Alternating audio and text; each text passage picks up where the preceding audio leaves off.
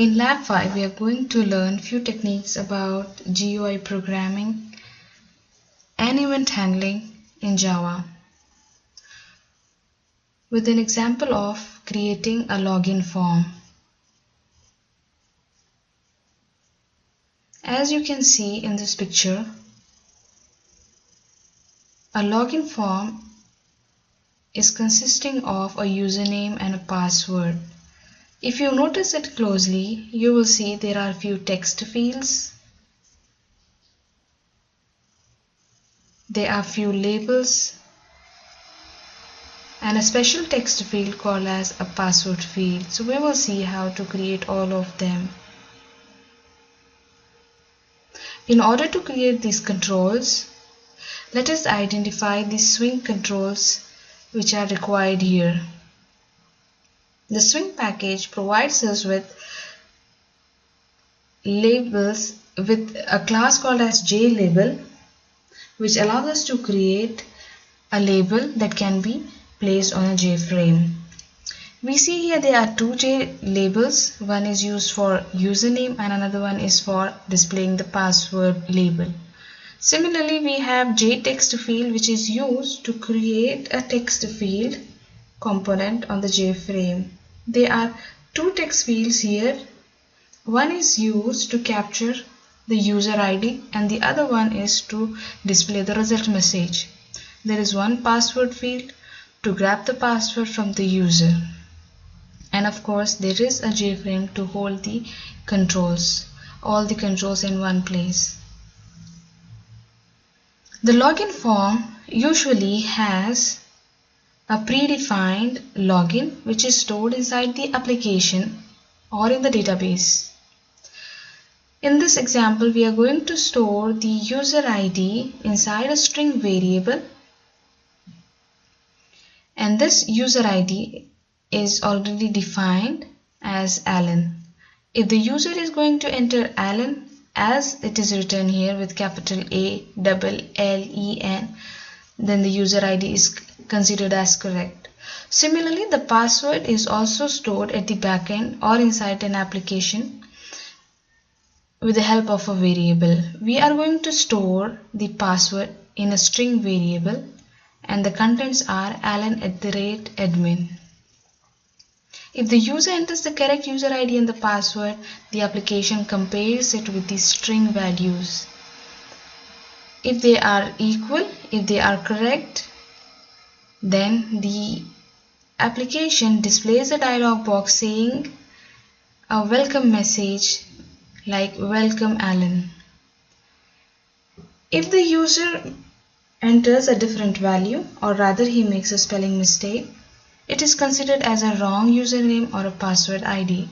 For example, here we entered Alan and we missed out N. Similarly, we made a mistake in the password.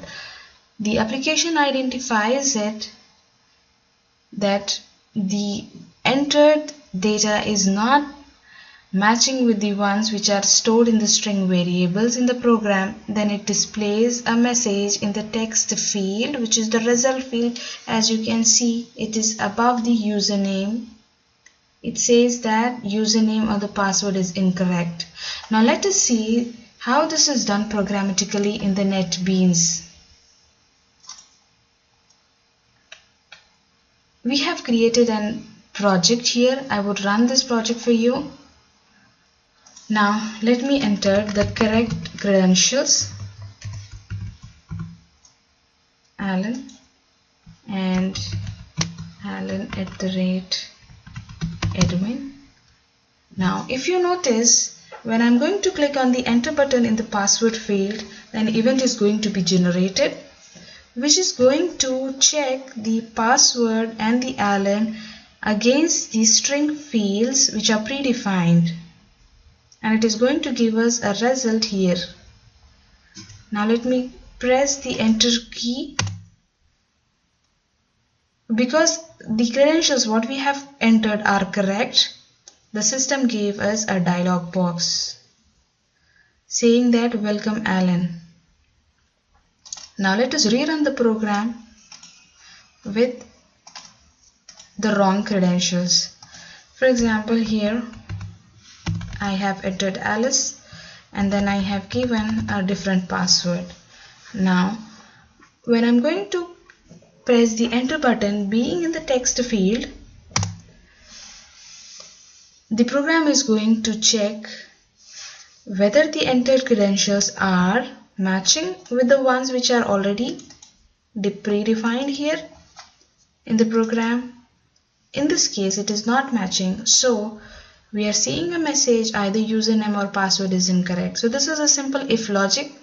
We are just checking if the entered user ID or the entered password is equal to these two things, then we are going to display a dialog box. Else we are going to display the input, the username or the password is incorrect. So this is the if logic, and when are we going to invoke this if logic depends on the enter button, depends on the event handling. And here the event handling is carried out using this action perform method from the interface action listener. This is just an overview of how the program is running. Now let us write the program and then understand each and every line of it. So I'm going to create a new project. I'm going to click on Java applications. I'm going to click on next, and then I'm going to give the name for my project. Let it be login, and then when I click on finish, it is going to create a Java file for me. Now let us start writing the program from the scratch. Now let us identify what things we have to declare here in the class. Okay, the first thing is we have to create this window. For creating this window, we know that there is a class called as JFrame, so my program needs to extend it in order to create a window for the output. So here my output is displayed inside a frame which has minimize, maximize and the cross-out button, and it has a title called as login. So I have to create this window for me. This window creation is done using a JFrame, which is a class defined in swing package. Now so what I'm going to do is I'm just going to extend the JFrame class so that all these functionalities become available in my program. So it is like public class login extends JFrame.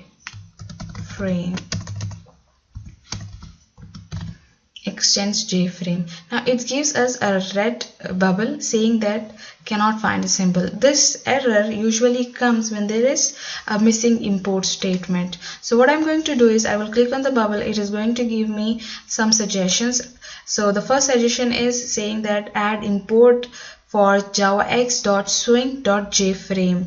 The reason why it is named as javax.swing.jframe is because the JFrame is a class that we are interested in to import in our login package. Now here this is coming from a swing package, that is why we see swing here, and the swing package is defined in JavaX, which can be considered as a parent package. So that is why we see the statement javax.swing.jframe. Now when I click on it, you can see the import statement is added. In order to have an event handling mechanism which is behaving, which is reacting to the wrong input and which is reacting to the correct input, this all depends on an event. The user is giving some input and we are evaluating that input based on when the user is entering, when the user is pressing the enter button, when the user is going back and forth, we are responding it. The application is responding to the user action. This is called as event handling. In order to have an event handling behavior in my program, I have to implement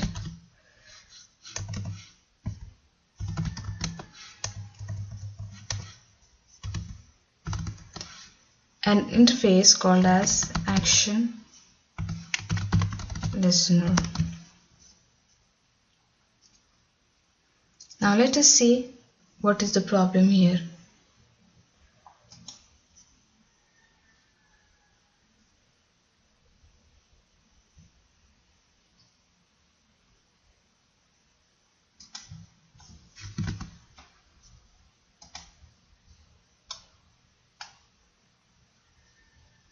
again it gives us the cannot find symbol error, as we discussed, that which comes because we are not writing the import statement. So now let us go and add the import statement which will bring the action listener in our program.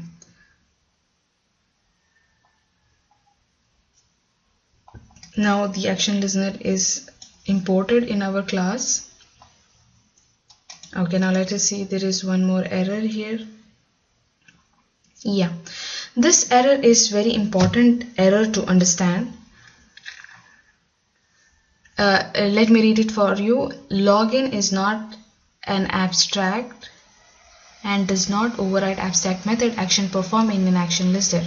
Now here this error is going to come always when you are going to implement the action listener, but you're not using its method called as action perform. As a rule, we know that whenever we implement any listener interface, we have to implement all the methods declared inside it. So similarly, action listener have only one method called as action perform. So by the rule, when we are implementing action listener, we have to implement the action perform method, otherwise we are going to get this error. So do not worry about this error for now. Just understand the reason why we are getting this error. This error is coming because we did not implement the method action perform from this action listener. So how to remove this error? Just click on it. It says it is giving you many suggestions, such as implement all abstract methods. So I'm going to click on this. So see, now here this action perform method which is coming from action listener is implemented. It is implemented here, so that is why we don't have any error. So this is one of the most important thing that we have to remember. Whenever we implement an interface, all the methods from this interface must be used in your program. Whether you provide the implementation to it by writing a logic inside it or not, it is up to you, but you have to refer it. And in this program, we need to have a logic. We need to have a logic by comparing. We need to have a logic to compare the user IDs and the password, and then display the dialog box if everything is correct, or display a result message saying that the credentials are wrong. So this is performed here. So what I'm going to do is I'm just going to keep this empty for now, and let us define the controls. Now let us declare the controls. The controls here are the username, which is a label. This is a password, which is again a label, and there is a text field, and there is another text field. This text field, which is beside the password, is not a usual text field. It is a password field. Why is it special, and what is the special thing about it? Whatever text we are going to enter here is not visible to us. As you see, it is just the dots or asterisks or something else. We are not able to read it. That is why this text field is named as password field. So in general, we have two labels, one text field and one password field. Then what is this here? This is also a text field, but as you can see, I am not able to edit it. I am not able to type inside it. So it is a text field where the property called as editable is set to false, which means it will not allow the user to enter something inside it. Okay, in order to have these controls in my program, I need to declare this in my class. So what are we going to do is we are going to just declare them. I'm going to say static username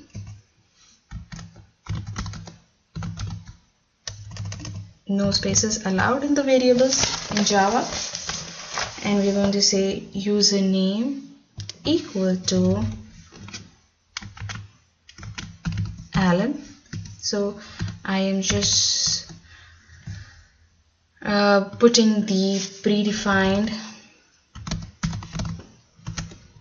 user ID, so it has to be Alan every time. static username. Okay, so why is it giving me error? Because I did not give the data type. So it is string, static string username. So similarly, I will declare one more variable called as password. Sorry. Here I will give a password alan@admin and a semicolon. So these are my two string variables which are holding my predefined user ID and password. Now if I want to change the user ID and the password for my application, then I'm going to change it here. So whatever the user will enter will have to match with this. Okay, so we are done with the string declarations. The next thing is creating the labels, the username and the password.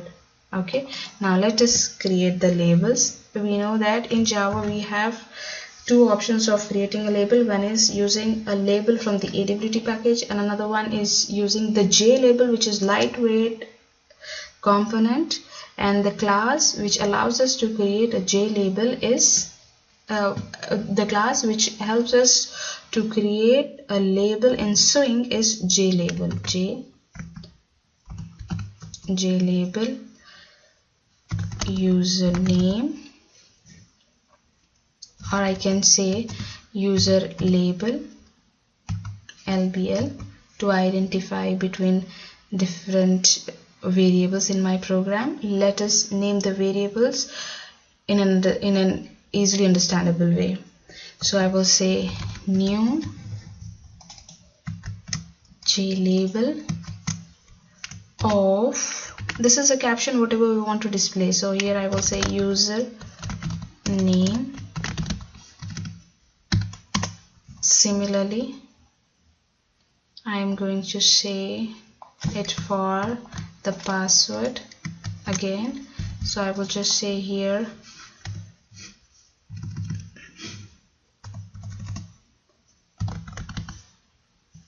password label, and here I'm going to just change it as password. Okay, now let us add the imports for JLabel class. Done. We have now created user ID, username, label, and we have password. We have created the password, but yet we did not add them. Okay, we did not add them to the frame. We will do it a little bit later. And then we are going to create the text field. So you see these two text fields are there. Okay, so we are going to create them. Okay, so the class which helps us to do this is JTextField. Now let us add the import JTextField, and let us name it as user text equal to new JTextField of the size. Let the size be 10. So it is going to create the size of 10 columns for this. Width is 10, and then we are going to do the same thing for password. No, we are not going to do this for the password.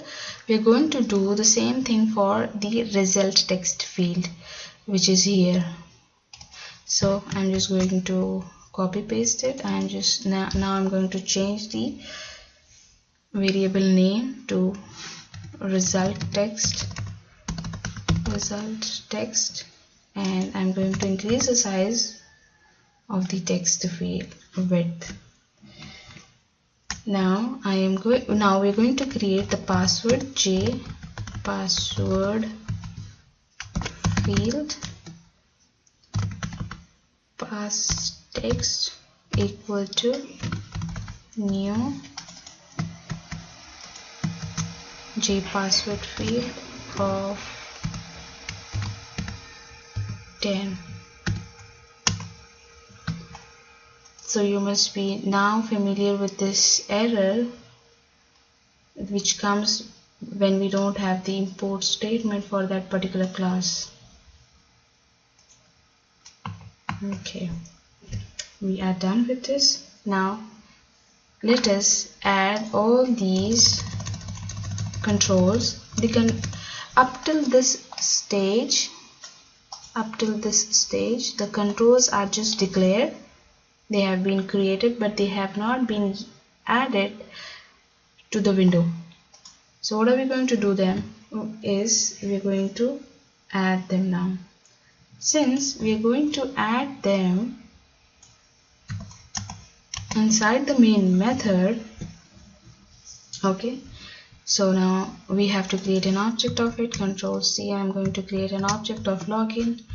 My login is equal to new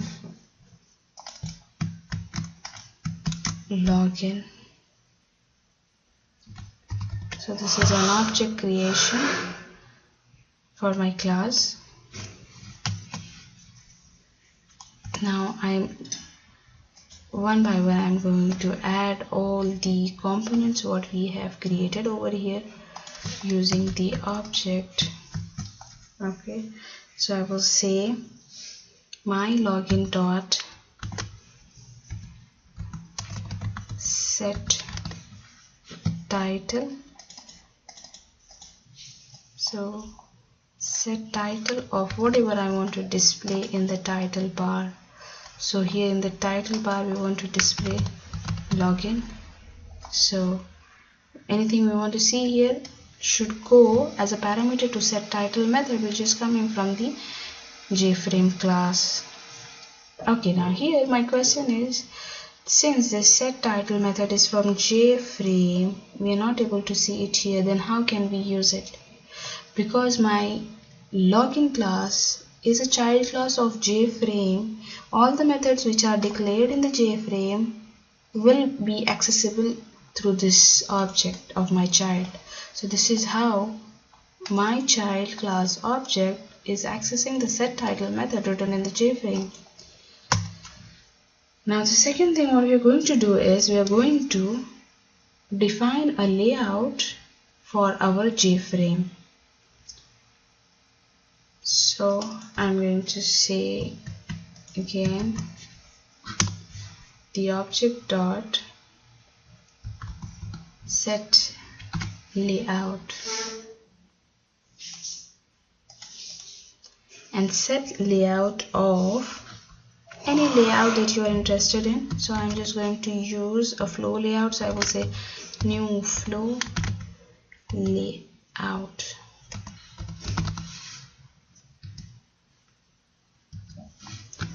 So again we see a message here, so add an import for it. So the import is done.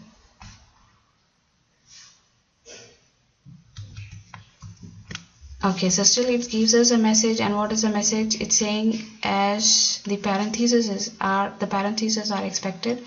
Why? Because see, we are creating an object of new flare layout. This is an anonymous object, so it has to be with the constructor. So these parentheses were missing, that is why we were getting an error. Now it is done. The second thing is we are going to set the size for our frame, like the size of this frame. So there is a method called as set size of 250, width and height 200. Done. And then when I want to close the window, when this cross-out button is pressed, I have to call a method known as set default close operation,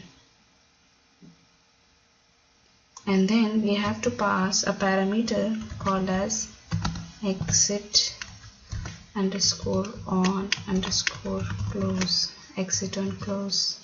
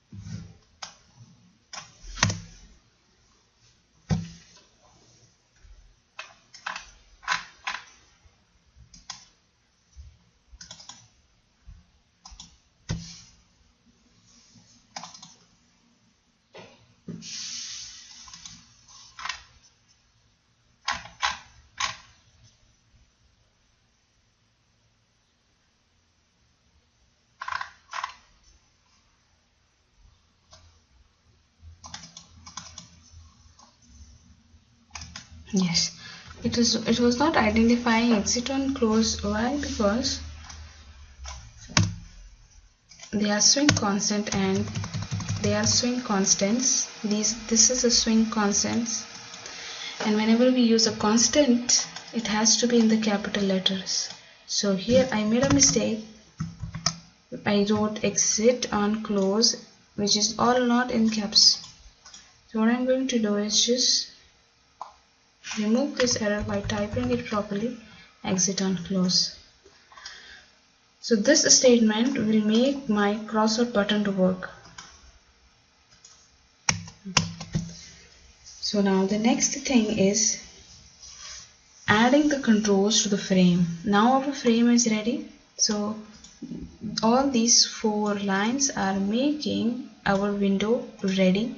It's all set with the title bar and then the size of it and what style of layout we want to have. It is a flow layout that the components are arranged one after the other in a waterfall model, because when there is no space to accommodate one more component, it brings a component to the second line. This is the flow layout.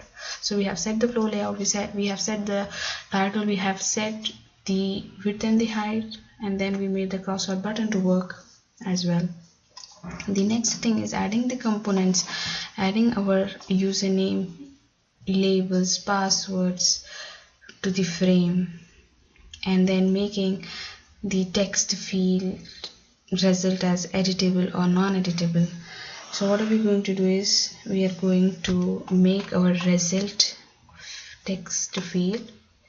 So this is a result text field. I'm going to make it as set editable of false.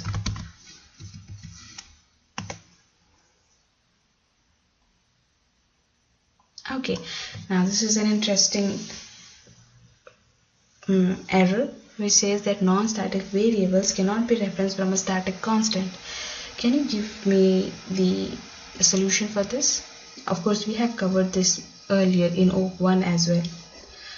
We know that a static method cannot call a non-static method directly in the same class, right? So the same thing applies here. Because our main method is static, what variable we are going to refer from here must also be static. And since we see the JText field is not static, that is why this error is coming. So what is the solution? Just make it as static. So the error goes. I didn't type it earlier because I wanted to show why we are writing static here. What is the use of writing a static here? The keyword static is written here to make it available from the main method, which is also static. So let us make all of them as static now.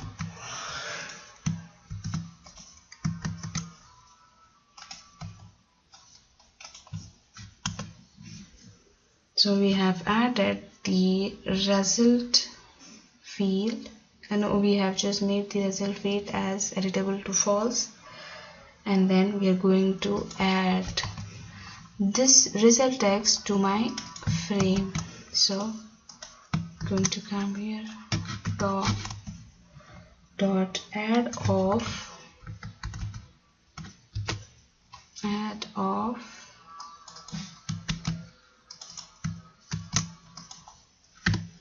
so this statement will add the result text field to my frame. So similarly we are going to do this for all the labels and for all the text fields. So simply just say my login dot add of, which is the next thing we see here. We see the label username, right? So we will just go to the username label and then we add it here.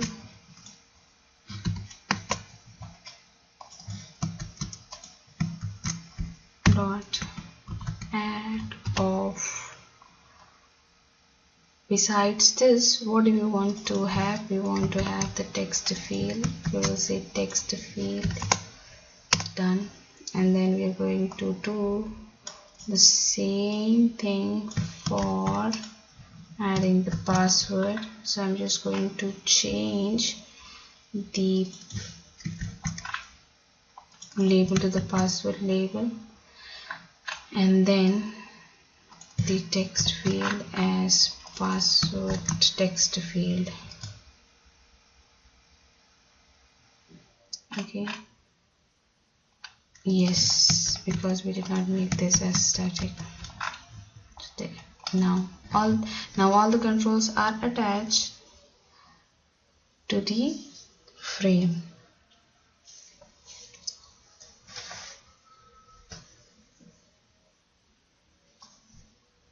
Here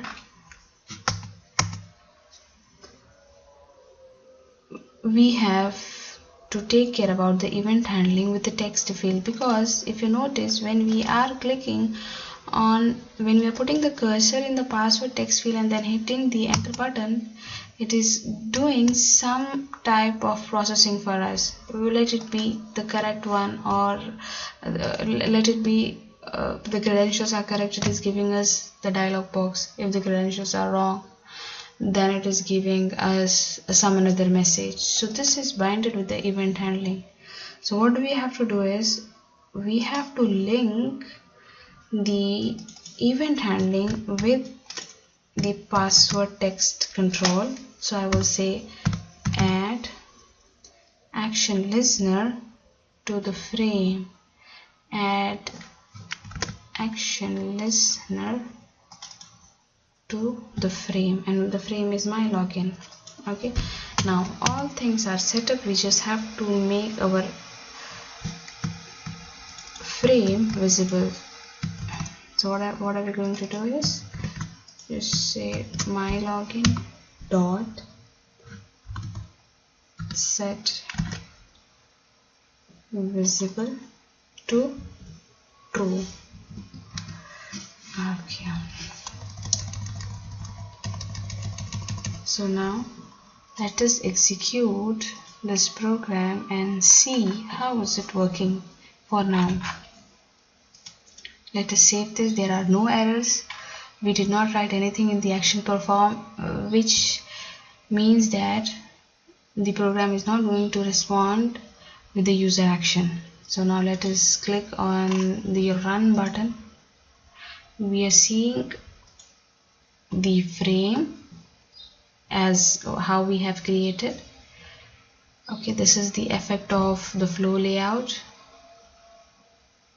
It will arrange the components in a row fashion when there is no leftover space. To put a new element, new control, it brings the control with the next row.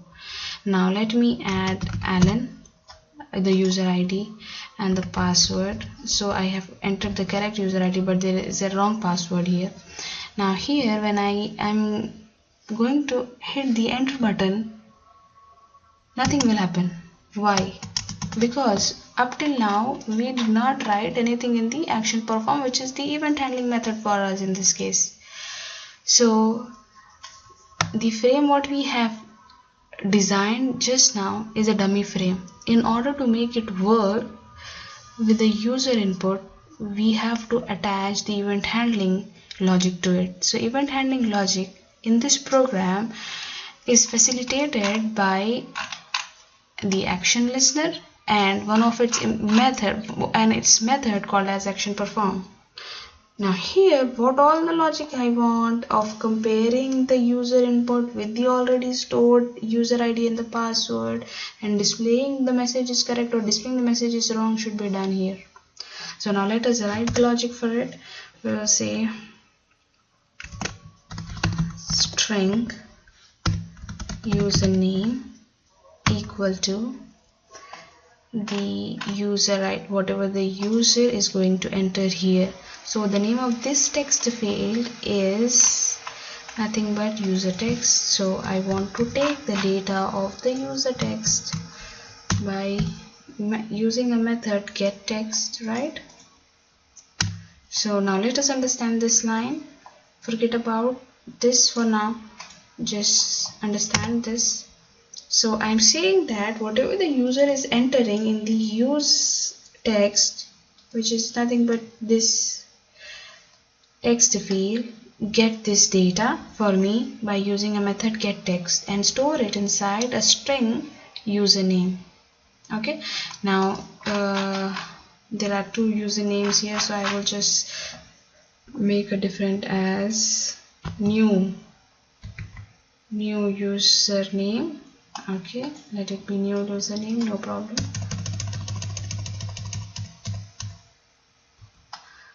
Okay, the same thing we are going to do. Okay, so I will say my username. Okay, now control plus now I'm going to do the same thing for the password field as well. Control V. Now here let us go to the password text is here, so I will say Control V and then my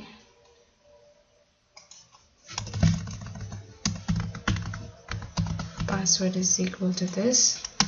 Now here whatever the user is entering, we are just taking this values by using method getText and we are putting inside a new variable name as my username, my password, and then we will check this my username and my password with the predefined username and password, as simple as this. And this is what the logic of the whole program is, to compare whatever the user has entered with the one which is already stored inside the database or inside the string variable or inside a program anywhere. So here this is the main thing. Now here let us write the simple if statement. If, what do I have to write now? If the username dot equals of my username, which now this means as whatever is stored, whatever string is stored inside the username, if this is equal to what the user has entered, then what are we supposed to do? Check the password as well. So here I will say and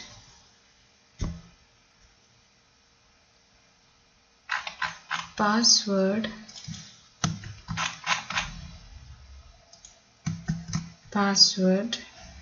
dot equals of my password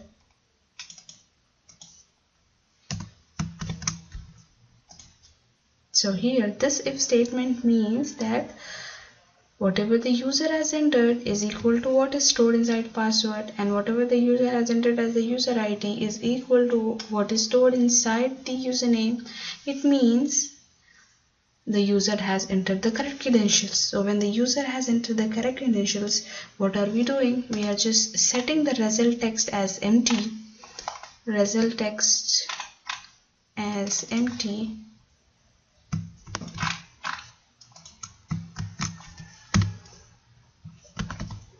Dot set text as nothing, empty, and then we are displaying the dialog box. So we know that dialog box are created using J option pane. J option pane dot show message, show dialog, sorry.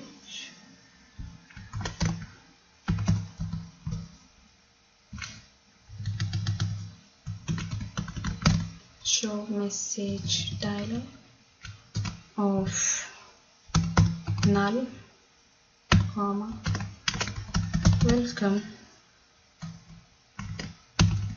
Alan. Now let us add the import statement for it. Okay, if this is the case, if this is the correct case we are going to do this. Else what are we going to do is just we are going to set the result field with a message saying that either the user name or password are incorrect. Done. So this is all, that's it. Now let us rerun the program and see what is happening. Now username, let us give the correct credentials, Alan, and then hit the enter button. It is giving us welcome Alan. And then if I make a mistake in the password, then hit the enter button, it is saying that the username or the password is incorrect. That's it. So the main important thing what you have to understand in this program is to see how the event handling is working and which interface are we using to make this event work for us. We are using action listener, and which method are we overriding, action performed. So any kind of logic that you have to do in order to take care about the events associated with the text field. So we have to use action perform method from the action listener interface, and then we are just creating the controls like this, and then we are creating the frame with these statements, adding all the controls to the frame, and this is very important, adding the action listener. This is binding the event handling with the control. We are registering the event with the control. This is the control, and then whatever logic we want to put when the user is giving a wrong input or the right input is written inside the action perform. That's it for the program. That's it for the now. Thank you so much for watching.